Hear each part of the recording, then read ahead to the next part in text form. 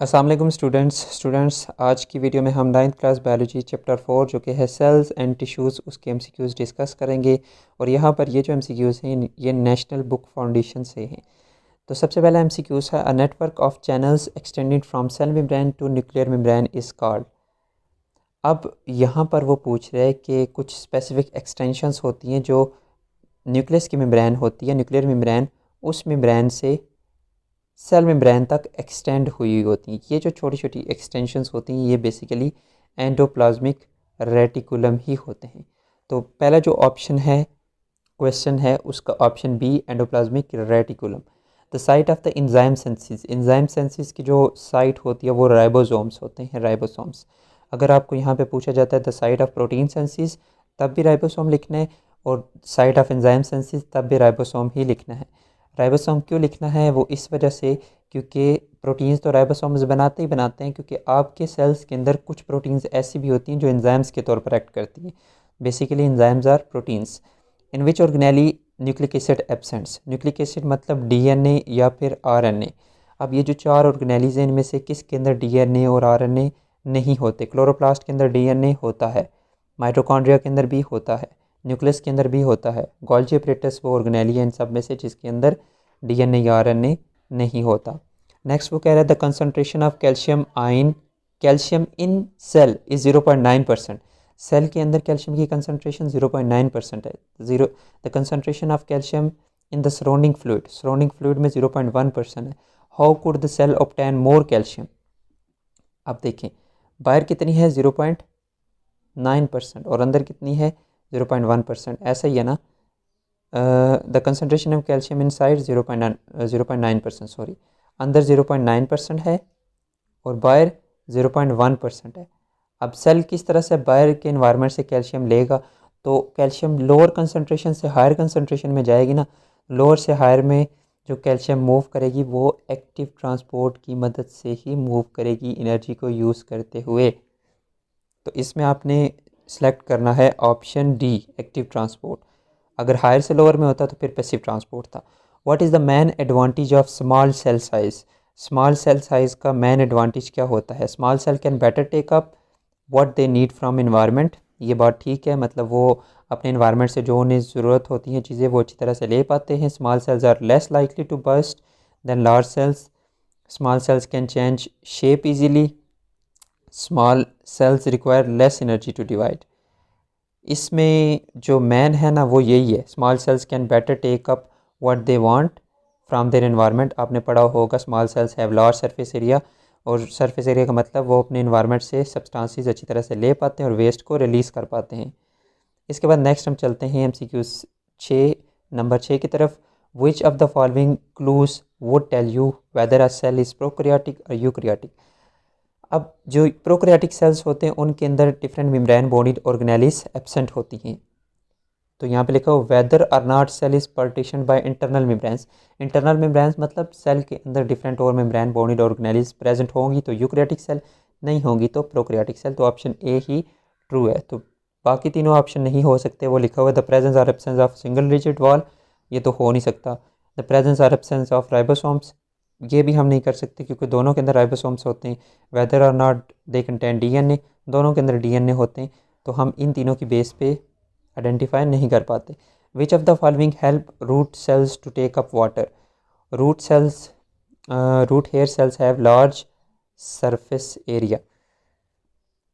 What is the major advantage of using a light microscope instead of electron microscope؟ تو light microscope کے اندر superior resolution تو electron microscope کی ہوتی ہے.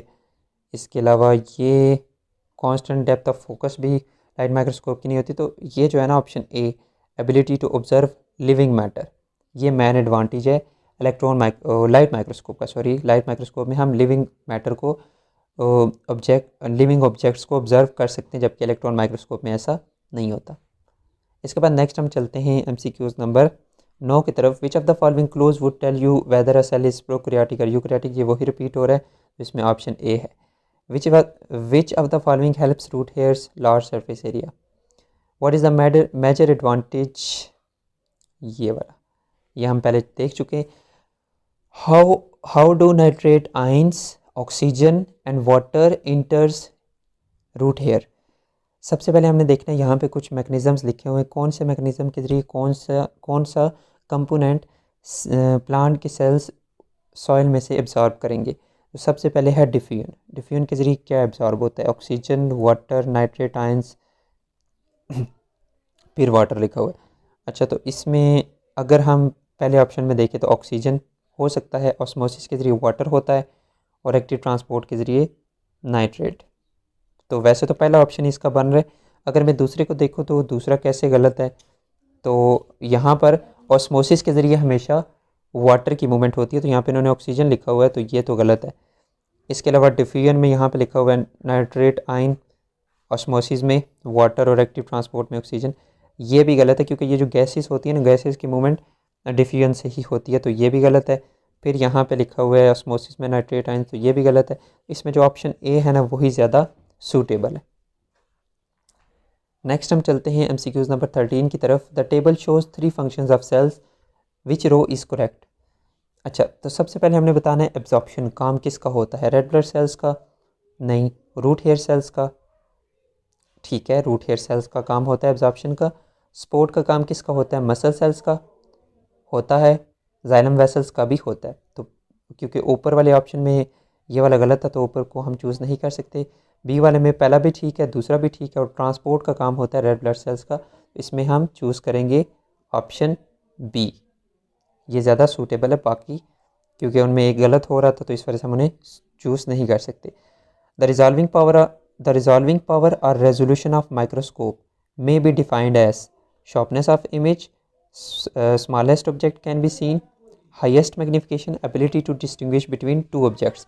अच्छा, इसमें जो है ना हम चूज़ करेंगे ये वाली जो एबिलिटी टू, जो साइंटिफिक वे है रेजोल्यूशन को डिफ़ाइन करने का, वो ये है ability to distinguish between two objects.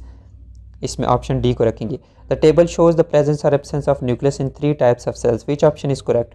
Red blood cells में न्यूक्लियस होता है? नहीं होता।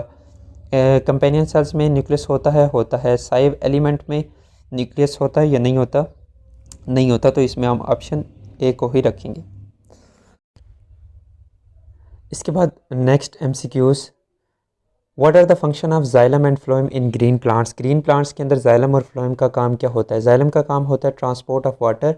अगर हम ऑप्शन ए को देखें, फ्लोएम का काम होता है sport and transport of sugar. Phloem का स्पोर्ट में कोई किरदार नहीं होता, तो हम ऑप्शन ए को चूज़ नहीं कर सकते। ऑप्शन बी है जाइलम का काम होता है ट्रांसपोर्ट ऑफ शुगर। नहीं, ऑप्शन बी को भी हम चूज़ नहीं कर सकते। जाइलम का काम होता है sport and transport of water.